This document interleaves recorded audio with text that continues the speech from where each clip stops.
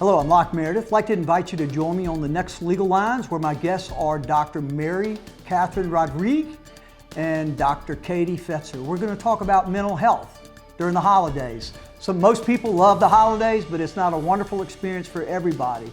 They're going to talk to us about how you can help yourself if you're depressed, what family, friends, and loved ones can do if they see someone they love depressed, and what professionals can do. So join us on the next Legal Lines, where we're talking about mental health. Legal Lines has interviewed Louisiana Supreme Court justices, appellate trial court judges, federal, state, and local government leaders, including U.S. senators and Congress members. Watch at Locke Meredith, Sean Fagan and Associates website, LockeMeredith.com, or Cox Channel 1004. At Locke Meredith, Sean Fagan and Associates, it's an honor and a privilege if you choose us to serve you. We serve you with respect, dedication, and an unwavering commitment. We serve you by working hard and striving to get you the best possible results. We serve you using 60 plus years of legal knowledge, experience, and relationships. At Locke Meredith, Sean Fagan and Associates, we believe that life is about relationships, and it's the mission and ministry of all of us to serve you. Locke Meredith, Sean Fagan and Associates has served our community by airing Legal Lines, a community educational program for 18 years weekly to Baton Rouge and the surrounding areas. Watch Legal Lines at LockeMeredith.com or Cox Channel 1004. Hello, welcome to Legal Lines. I'm Locke Meredith, and I'm very pleased to have on the show for the very first time doctors Fetzer and Rodrigue and Miss Katie Fetzer, also a doctor. Explain to folks, first of all, I'm really happy to be talking about this. Number one, because I just want to talk about mental health, and you guys have some really unique stories of what got you into the profession. And then we're in the holidays. A lot of people, a lot of people enjoy the heck out of it. Some they like it, and then other folks, it's one of the most depressing times of the year. So Sure. I thought this was a good time to talk about it. But go ahead and kind of explain a little bit to folks about your background. You know, Sure. Who are you? Where'd you come from? Why are you here? Where are you going? Type of stuff. Sure. I'll go ahead and start. Okay. I grew up in Baton Rouge, Louisiana. I graduated from LSU and got my undergraduate degree in psychology. I was inspired by growing up with a family member that struggled with mental illness. I had kind of just a curiosity and an empathy that was placed in my heart that triggered me to pursue psychology as an undergraduate degree. I then decided to pursue a master's in mental health counseling. And after I completed my master's, I worked at Our Lady of the Lake Hospital's psychiatric unit for close to 10 years. It was my experiences at Our Lady of the Lake Hospital that gave me the motivation and the inspiration to then pursue a doctorate. So I received my PhD from University of New Orleans in 2018, so newly minted. And I'm currently now on faculty and teaching for the University of the Cumberlands and then also Louisiana State University here on Baton Rouge campus. Dr. Rodrigue? Yeah, so I'm similar to Katie. I went to undergraduate for psychology at a school I don't like to mention, University of Alabama. I'm not sure how to let you in here. I know, it's tough. It's tough. And my husband went to LSU, so it's not. It's tough in November in our household. But no, my parents actually said, you can go to college, but just don't major in anything that ends in ology. So they were super thrilled when I came home and said I was majoring in psychology. But like Katie said, there's an empathy and your heart's just kind of pulled to the helping profession. So I then went on to do my master's at UNO in counseling and then a PhD in counseling. And I specialized actually in oncology. So I received an oncology certification after my doctorate program and worked in the hospital setting for about 5 years. And then felt that there was a need in the private practice setting to really help destigmatize mental health. And I felt that my experience in hospitals lent itself to that. And so I also do consulting for a oncology firm based in Texas, and I just will begin adjuncting at Southeastern University in the spring. It's interesting, it's a ton of school, and in truth, when you start hitting masters and the PhD programs, doctorate programs, it really is a job. Yeah. And you're just working 24/7, Yeah. and then you hit the road running. It's interesting, I've read the materials on you folks, and I love the fact that both of y'all were kind of motivated to go into the profession, the mental health profession, because of your own personal experiences. Sure. Tell folks about that, if you don't mind. Yeah, Go ahead. Yeah, so I was married once before. My first husband, Drew Rodrigue, passed away from Hodgkin's lymphoma back in 2009. We were high school sweethearts. We dated from high school well into college and after that. But when we were in college, dating for about 3 years, he was diagnosed. And so he battled it for 7. And throughout his journey, he was treated in New Orleans and then went to MD Anderson in Texas. He rarely had any psychological support from either institutions he was being treated from, and so I thought there was a need there. And I just kind of became hyper-focused throughout his battle to figure out a way to help people that are battling cancer, them and their caregivers. It gives you a lot of credibility, particularly you're able to connect to people in a way that probably a whole lot of other healthcare, mental health folks just can't do it because you've been there. Yeah, it's the empathy piece for sure. Of course, his situation and mine as the caregiver isn't exactly the same as anyone else's, but I do think that empathy and being able to connect with people on that level, I've always felt very blessed to be able to do what I do and help and be with those people in those moments. And there's two sides to that coin. You know, you've got the, like you said, the caregiver and the individual going through the traumatic event. And so you've got an interesting perspective because you were so very close to your husband, obviously. Yeah. All right, Dr. Fetzer, what about you? Yeah, sure. So similarly, I grew up close to a family member of mine, my uncle, who struggled with mental illness. And he was a close member of the family, would often spend time in my house, you know, growing up when I was a child. And I saw how hard it was for my grandparents to take care of him, and just saw and was really kind of confused and perplexed by the lack of resources that were available and how often they were scratching their heads with kind of what to do as a family. And I also really learned, you know, as I started to learn more about mental health and psychology, I realized how much of a stigma is still surrounding mental health, especially certain particular diagnoses such as schizophrenia. It's one of the most highly discriminated against disorders. And so that, you know, I kind of really just grew a passion for wanting to break through mental health stigma, knowing that we're talking about brain health, that we all have a brain, you know, it's that simple. And so that struggle really kind of pulled me into the field, but it really wasn't until I was in my first job at Our Lady of the Lake Hospital that every single day I was faced with a darkness I didn't know existed. I grew up in a fairly, I would say, you know, sheltered, caring, loving home. And whenever I started working in the field, I was just blown away. I mean, on a daily basis, I was working with individuals who were dealing with, you know, abuse and traumas. We would always say at work, you know, this is stranger than fiction. People would never believe this. It's so unreal what people are struggling with that lived down the street from me, or, you know, that are in our own backyard. And I actually think everybody probably has been touched in some way, form, or fashion. Absolutely. It's such a good conversation. I'm so glad that you're doing this to create that awareness. But it really, I started to kind of realize that I don't wear a superwoman's cape, and it started to really impact me. And I went through my own series of traumas at work that really led me into wanting to make a bigger impact beyond what I was doing at an individual level, because I kept getting the word policy thrown in my face anytime I asked the question of, why is this child going back into an abusive situation, or why can't we do anything more? Why is there no resource to give this single parent who has 5 kids and half of them are disabled?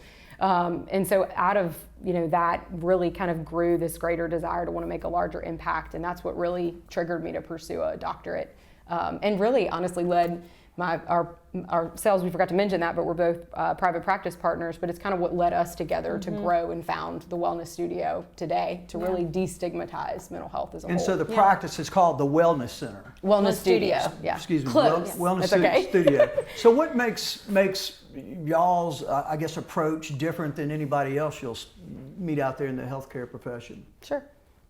Yeah, so I think when Katie and I came from these institutional settings where everything felt very medicinal and very sterile, we wanted to create a place that would intrigue people when they walked in the door and really play against that stigma that it has to feel and look a certain way. And so because of that, and that sense of repurposing yourself, not just, you know, physically, but your mind and your heart and your soul, we wanted to create a space that was made from things that people threw away, that they no longer felt were beautiful or functional, and give new meaning to them that makes them more beautiful, more functional than when they started out. And I think as individuals, we can relate to that sentiment. And so with the help of a designer friend, we were able to create a space that I think really does do justice All right, to we'll that. continue this on the next segment. Yeah. This is Locke Meredith with Legal Lines, and I'm with Doctors Fetzer and Rodrigue. We're talking about mental health. It's the holidays, folks. Let's try and figure out how we can enjoy it. We'll be right back. Hello, my name is Collins Meredith. I'm one of the attorneys here at Locke Meredith, Sean Fagan and Associates. One of the many distinguishing factors of our firm is that we are not just one lawyer that you are hiring. We're a team of attorneys. When you hire one of us, we all pull from each other's experiences, knowledge of the law, so that we get you not only a solution to your problems, but the best solution that we can come up with for your problems. So for that reason and many others, I hope that you hire our firm. Hi, my name is Mitchell Meredith. I'm one of the associate attorneys here at Locke Meredith, Sean Fagan and Associates. One of the reasons I love this firm is that the moment you walk through the doors, you're so much more than business. You're family, which means we're going to fight for you as if you're family. At the end of the day, I think what distinguishes our firm from others is we're a firm that is truly personal, professional, and proven.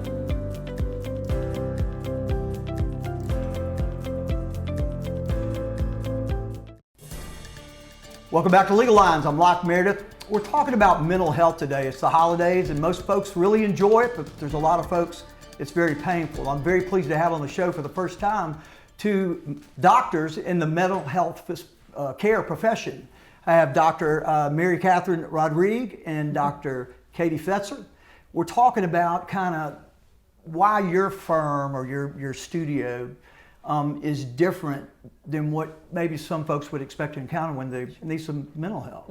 Explain it. Sure. As Dr. Rodrigue was mentioning earlier, we take a very creative approach that we use kind of the contrarian to stigma, to battle stigma. So art, creatives, things that really kind of allure people's eyes and are aesthetically pleasing and visually appealing, and even comforting, that you can say, because the mental health field has long been kind of known as being very sterile and white medicinal. Coats and, yeah, put you in a cell with a straitjacket. Exactly. Padded walls, yeah. Well, actually, and I did a research project on this whenever I was getting my doctorate, and they actually started out in prisons, which prisons are made of very hard architecture. They're dark.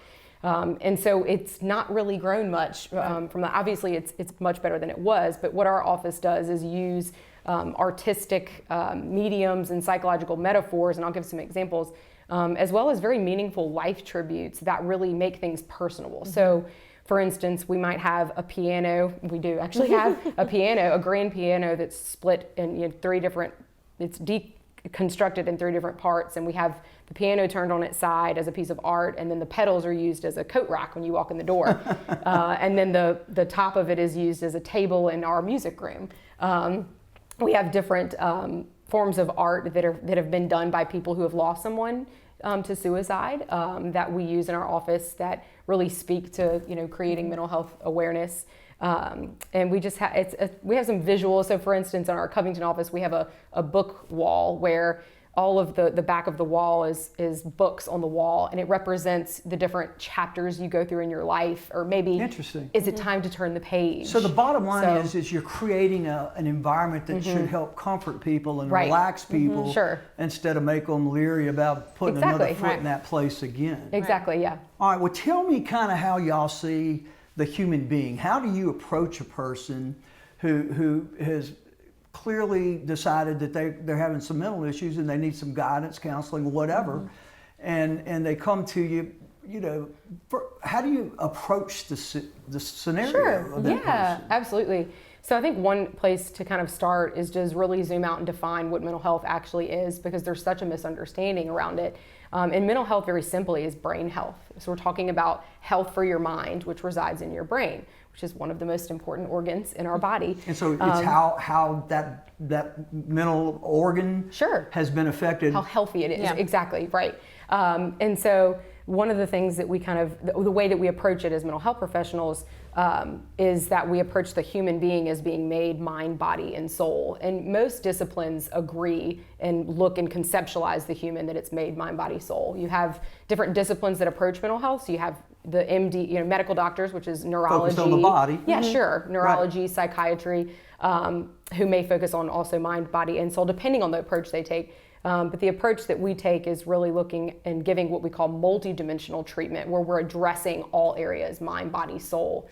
Which is interesting because, you know, in the Christian faith, the Bible describes human beings as being tripartite, exactly the way apparently this whole field of medicine and profession has moved to recognize all three components. Sure, yeah, and I think fascinating. It really is. I think a lot of people don't realize from the science perspective how in agreement we are with recognizing that there's a soul. I was reading a peer-reviewed neurosurgeon journal the other day, and a neurosurgeon was writing that he believes the soul's in the brainstem.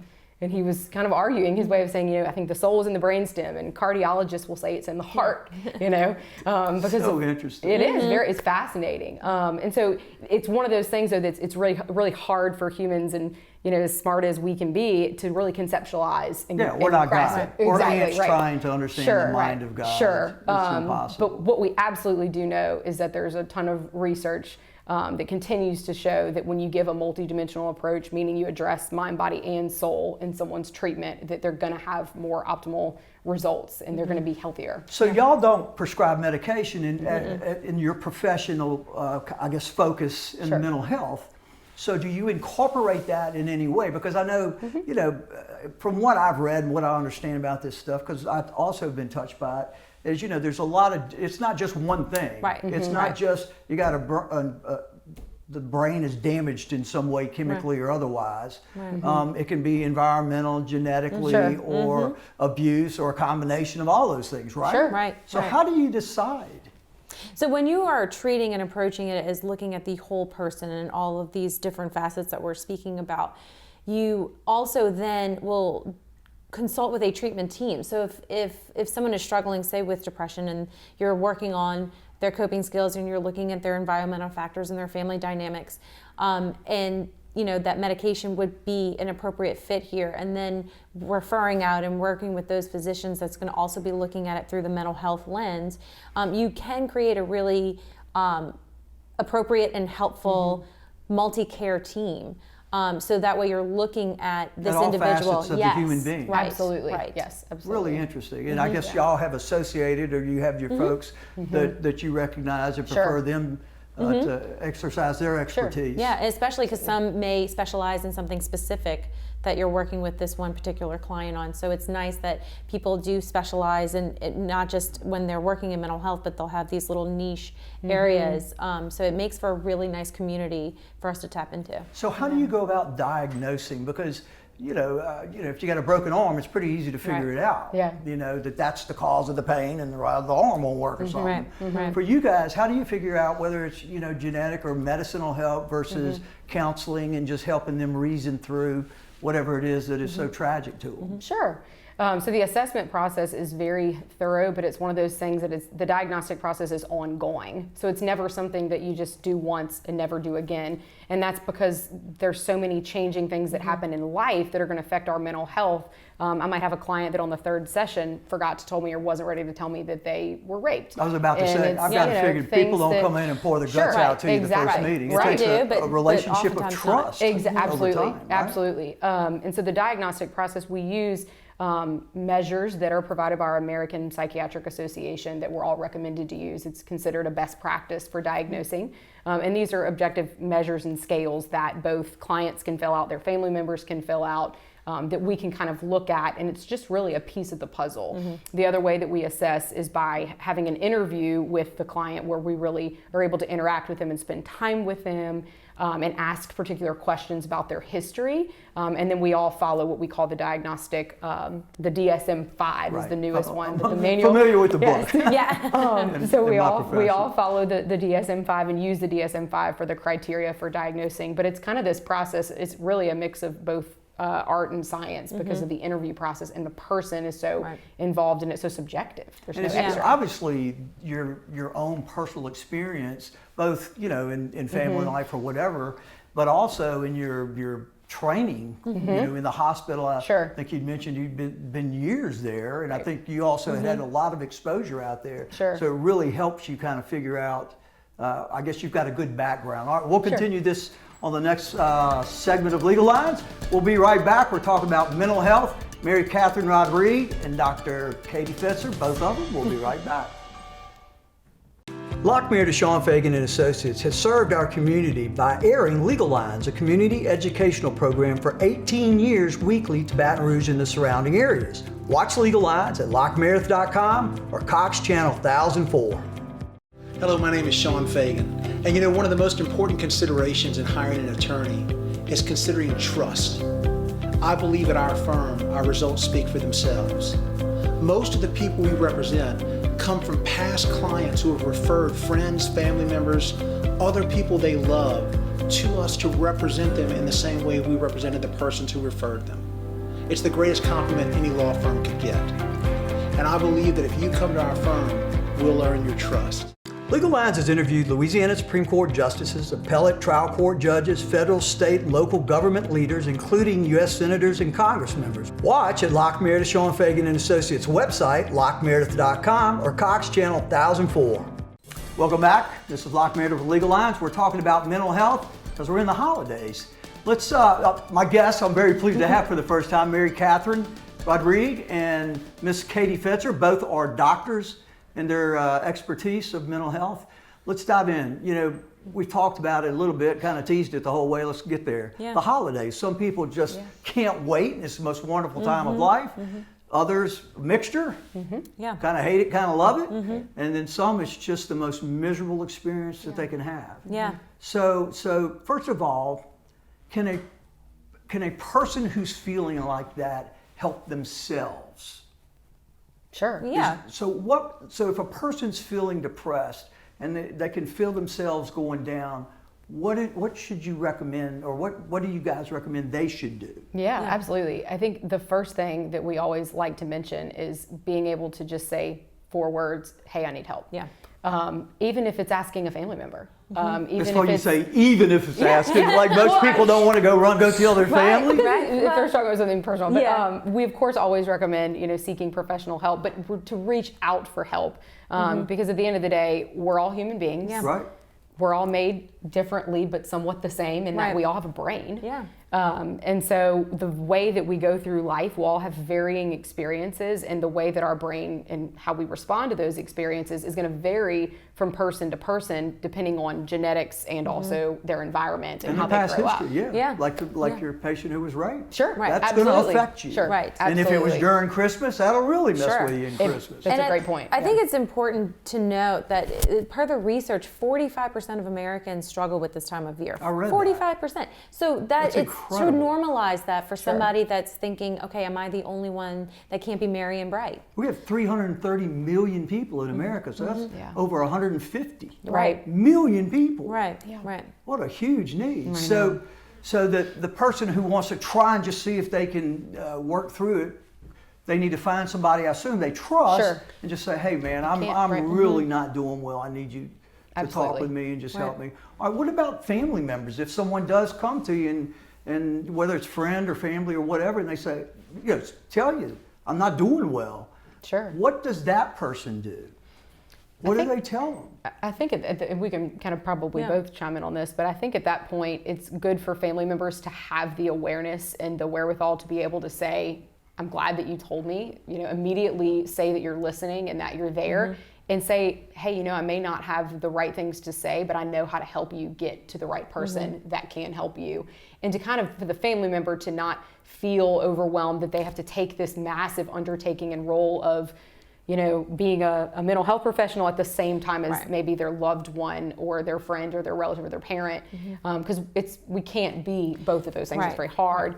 So I think for the family member, being able to know and how to respond in a way that conveys to them that they shouldn't feel shamed, that they're glad that they came to them, goes a long way. Respect their feelings, listen to them, just some active try and listening. comfort them, relate to them. But ultimately, what does a family member do to, if somebody doesn't come up and tell them, but they see a loved one suffering in some way, that they can, something's up, what factors do they watch for to know whether or not to actually be, I guess, assertive? Yeah. And just kind of jump in and say, hey, everything okay? Yeah, and I think it'd be something that would be typically atypical of that person's personality. If there's somebody that's very outgoing and suddenly they're very withdrawn, or they're not communicating as much, or if they're easily angered or excited, just something that's off and that doesn't seem like their normal behavior and their normal way that they And I interact gotta with you. assume people self-medicate like crazy with Sure. booze or drugs Sure. or That's whatever. another- So I gotta assume sure. if that's going wild, Right. that's pretty much That's a telling you tell- something ain't right. Absolutely, yeah. And I think it's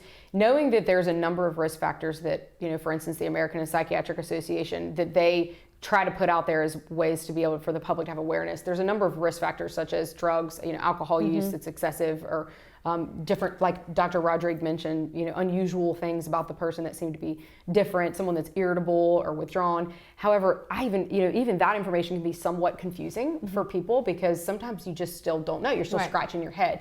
So what I always like to say too is that if you ever have that doubt, if it's a tiny seed of doubt as a loved one, just ask. And just go ahead and put the question out there, and you will not regret it. How do you ask? I'm here say, for you, hey, something bother yeah, you? it could be just I'm here approaching for them. you, I love you. Absolutely. Hey, Yeah. I just want to make sure you're doing okay. I just want to check in. Something told me, something maybe gave me the idea that you may not be okay, and I just want to check in and let you know I'm here. So it's just watching and using your own senses Sure, to sometimes, watching yeah. another loved one or friend Absolutely. Right. or Yes. acquaintance even. And Absolutely. just be willing to get involved. Yeah. And listen and care and then guide them to a professional. 'Cause, Sure.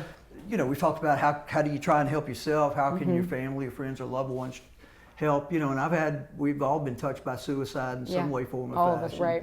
And suicide happens during the holidays Absolutely. oftentimes. So how do you involve the mental health professionals? What does a person do? Do they just call 911 or what? Could be. It could be depending on the severity of their feelings and what exactly. the family member's noticing.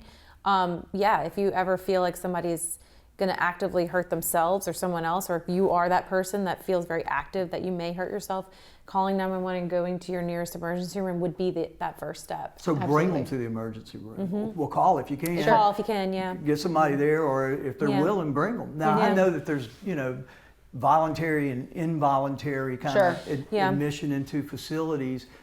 How do you know when to make that call, or does a family member make that call? I guess was that the standard? If you fear they're gonna hurt themselves or someone else, it's time to get real serious about it. Absolutely, yeah. And I think at that point it's really up to the physician. Once you get them in touch with a mental health professional that's trained and licensed, it's up to the clinician or the physician to then make that call. Because we are all trained in mental health professions. If we are licensed, we're trained to be able to know what to do and how to respond immediately. And I know in my past I kind of was involved in this a little more heavily. Sure. In several cases, but the involuntary commitment is a hold for 72 hours, or isn't there a time where there's another evaluation before? Sure. Explain the process for a family member who's really worried about somebody. Right, absolutely. or Right. What would friend. that look What like? do they need to do and what's going to happen? Right, exactly. So in the hospital setting, the way it works is there's different ways that someone can be admitted. They can be under what they call a formal voluntary, which is they are voluntarily, admitting themselves into a hospital. But even at that point, once someone is there, they're under the care of a physician who kind of has the call to say, if I think this person's suicidal, I'm not going to let them go. So the family member's not the one making the decision, unless Right, it's no. voluntary by the individual who's Absolutely. suffering the problems. Right. A doctor's going to decide. Right. The family Right. member's not pulling the Sure, trigger. Right. Even though doctors will hopefully involve family. Right. Well, tell me what, I know that quickly, because we've only got about a minute, the grief Sure. cycle, so folks can process it. Yeah. Family members, anybody watching. Yeah, and when we talk about grief, it's not just associated with someone who's passed away, but just a major shift or change in your life. But initially you're shocked, then there's some denial, some anger, some bargaining, and acceptance. And I always preface this with, you don't go through that in that specific order for a specific amount of time. Unfortunately, there's no guidelines to it to tell you if and when you'll feel a certain way. But I think the holiday time does trigger and bring up a lot of feelings of grief for people. It's been a pleasure having you folks. Thank you I very for much having hope us. we've been Thank able you to help so much. Yeah. in this regard. This is Locke Meredith with Legal Lines and my special mental health guest, Drs. Mary Rodrigue and Katie Fetzer. Thank you, ladies. I very much appreciate it. Thank you so much.